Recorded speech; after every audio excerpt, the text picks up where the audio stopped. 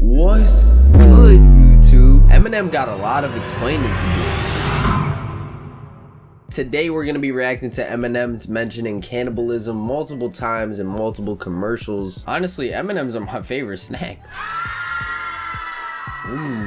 That may be my last time eating M&Ms because after this video they might just be canceled. I'm gonna be eating my M&Ms while reacting to this. Like, I don't know what else y'all expected.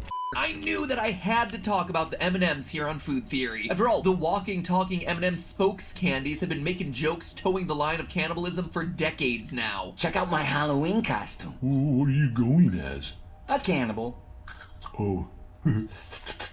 Oh, here's another classic. You don't eat your own kind, it's unnatural. Here, give me that. Ooh, I like crispy. Another PG-rated cannibal. M&M, I'm on your ass. I keep dropping them everywhere. You know, with things nowadays, we could always be like, oh, it's not that deep, but this has been going on for decades. Do you guys think there's a reason behind this? Is this a conspiracy or is it not that deep? I don't know. Y'all tell me. Let's watch one more, shall we? And here to help us launch this delicious product is the newest member of our team, the hazelnut spread M&M spokes candy. Oh my. Yo, where is he? Yo, they eating that motherfucker. Wait. What? You ate the new spokes candy? Bro, what is this?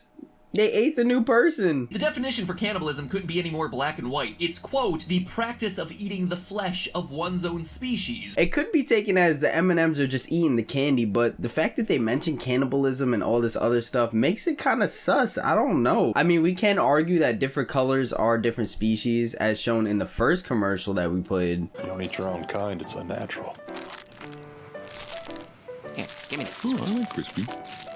I thought they were all the same thing. That's what I thought, but we can argue that. Parts of the M&M spokes candies are actually flesh. Are any parts of them technically flesh? Then there's the whole slew of ads in which M&Ms get bites taken out of their bodies. Proof that their bodies are in fact edible. But when you watch every M&M commercial in existence like I did, you start running into ads that destroy everything that you thought you knew about spokes candy anatomy. Like this.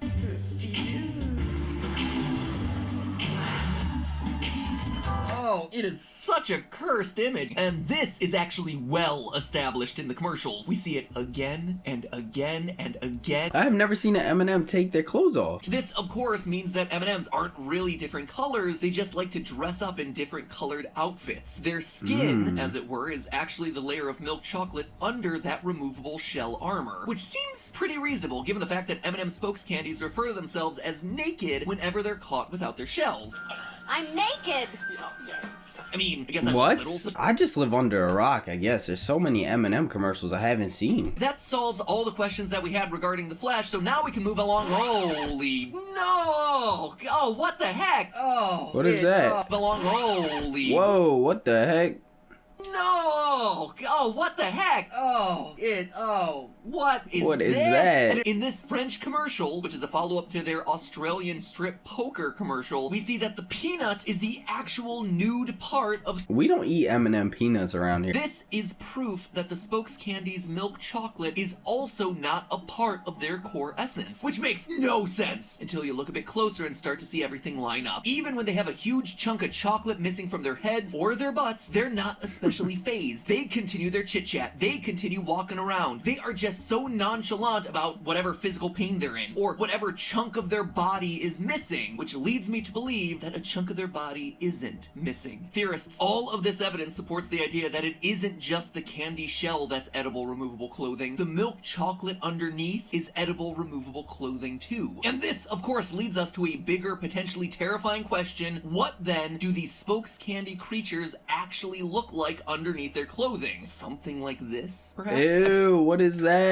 This commercial where Orange undergoes an operation to change him from crispy M&M to pretzel M&M. There is no way that you're putting a giant pretzel inside me! Listen, buddy, I'm not too thrilled about this either. And thanks to that operation, we get a glimpse into what's going on inside Orange's body. Human-like bones in his human-like legs, and an actual pretzel embedded inside his shell. This, of course, means that when you take away all the clothing, edible and otherwise, Orange's body looks like this. Ew, what is that? I don't even want to eat that anymore. Yellow, the peanut M&M looks a little something like this. Blue, the almond M&M looks similar, and the 3 milk chocolate spokes candies of red, brown, and green are the most bizarre of all. So, having established, we now turn to the question of cannibalism. You saw what was left of the hazelnut spread spokes candy. Nothing but his clothes and He a was few gone. stray They crumbs. ate all of him. definitely ate him, but was it cannibalism? Because remember, cannibalism is the practice of eating the flesh of one's own species. And ladies and gentlemen of the jury, the anatomy of these spokes candies proves that they are indeed different species. The M&Ms see other flavors of M&Ms as not their own kind, implying that they may very well be different species. And the phylogenetics backs this up. Because our spokes candies actually have real-life plant material inside of them, thanks to phylogenetics, we know that almonds and peanuts come from different plant species. Same with the wheat that's used to make the pretzels. Same with the hazelnut used to make hazelnut spread. These plants are designated as different species in real life, therefore our M&M spokes candies, whose DNA literally includes the DNA of said plants, should be considered a different species as well. Blue, the almond M&M, is in the clear. We know he ate the hazelnut spread spokes candy, but since they're different species, this can't be considered actual cannibalism. Same goes for the chocolate green M&M. Hazelnut spread M&Ms have a spread inside the milk chocolate, thereby making it a different species. Brown, also innocent. Across all commercials, she has not once seen eating a non-living M&M. But what about red, yellow, and orange, who are all seen eating their own kind in that commercial starring Kronk? They've got to be guilty, right? Not necessarily. Maybe. Remember, this isn't their body, this is. When you strip away the candy coating and the milk chocolate clothes, there's nothing but human-like limbs and facial features. That means that they actually share no common flesh with M&M's candy, a candy made of chocolate in a shell. When he eats a regular old M&M from a bag, these guys are just essentially eating the same material that their clothes are made of. And eating your clothes, certainly weird, but you can't tell me it's cannibalism, and you can't tell me it's unethical. People may call the M&M spokes candies cannibals. Heck, they even call themselves cannibals from time to time. But the fact of the matter is, they aren't, and they shouldn't be punished for it. Should they be punished for other stuff? Oh, most certainly. Guys, they killed and ate the hazelnut spread spokes candy. I mean, just because it technically isn't cannibalism doesn't mean it isn't murderous and depraved, so yeah, send them to prison. Even I'm not gonna defend that sort of behavior. But hey, that's just a theory. Alright, so M&Ms apparently are not cannibals, but they are criminals for eating the whole hazelnut spread. Like, what made them do that? Personally, I think it's kind of weird that M&Ms mention cannibalism in commercials. Like, why